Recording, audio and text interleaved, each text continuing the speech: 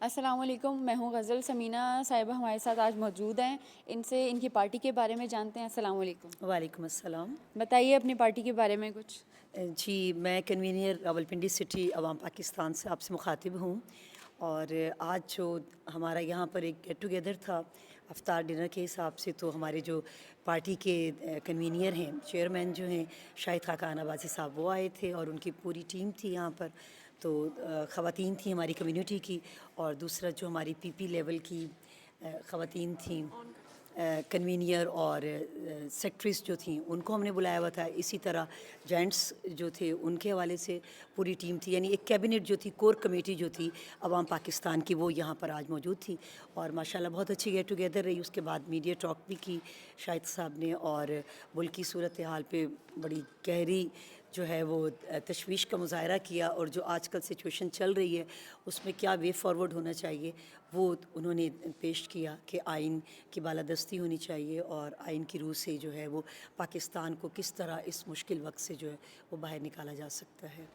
ٹھیک ہے، بس آخری ایک سوال آپ سے پوچھتی ہوں. مجھے یہ بتائیے آج کے سیاستدان کو کیا کہیں گی؟ آج کے دیکھیں، میرے نزدیک جو سیاست ہے وہ ایک پیغمبرانہ کام ہے، ٹھیک ہے، کیونکہ لوگوں کی ہوپس جڑی ہوتی ہیں آپ سے نا. تو اگر آپ اس سیاست کو لفظ سیاست سمجھ کے نہ کریں تو پھر میں سمجھتی ہوں کہ کسی بھی ملک پہ اتنا برا وقت نہیں آ سکتا جو آج کل آیا ہوا ہے.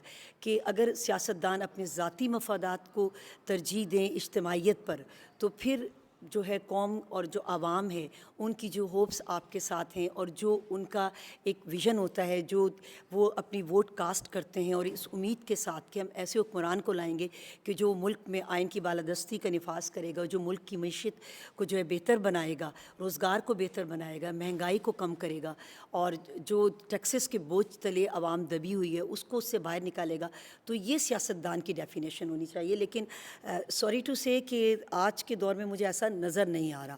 حالانکہ میں خود ڈیولپمنٹ سیکٹر سے تھی، I am a social activist, اور میرا سیاست میں آنے کا مقصد بھی یہی تھا کہ دیکھیں، دو چیزیں ہوتی ہیں جس سے آپ عوام کی خدمت کر سکتے ہیں. یا تو آپ کے پاس بہت زیادہ پیسہ ہو، اور یا پھر آپ کے پاس پاور ہو.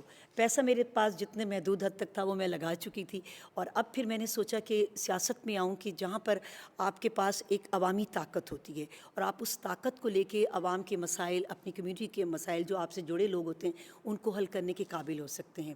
تو میں تو وہی ویژن لے کے آئی تھی. اور ابھی جو میں نے سر دست سوئچ اوور کیا ہے وہ شاید اسی اس پہ کیا ہے کہ مجھے 20-25 سال جو ایک سابقہ پارٹی میں رہتے ہوئے ہو گیا تھا، تو میں یہ سمجھ رہی تھی کہ میں جس ویژن کو لے کے آئی ہوں، جو میرا کاز تھا وہ پورا نہیں ہو پا رہا تھا.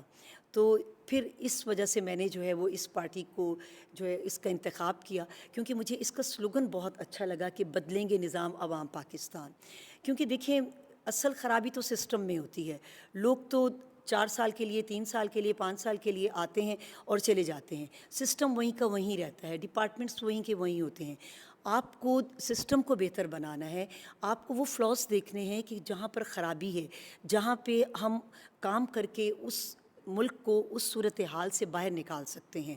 تو انشاءاللہ ہوپس تو یہی ہیں کہ عوام کو ساتھ لے کے چلیں گے، اور عوام کی طاقت جو ہے وہ ہمارے ساتھ ہوئی تو ضرور ہم پاکستان کو ایک بہت ہی خوبصورت اور اس کو عظمت کے اس بلندیوں پہ کھڑا کریں گے کہ جہاں یہ مستحق ہے اپنے لفظ پاکستان کے حساب سے.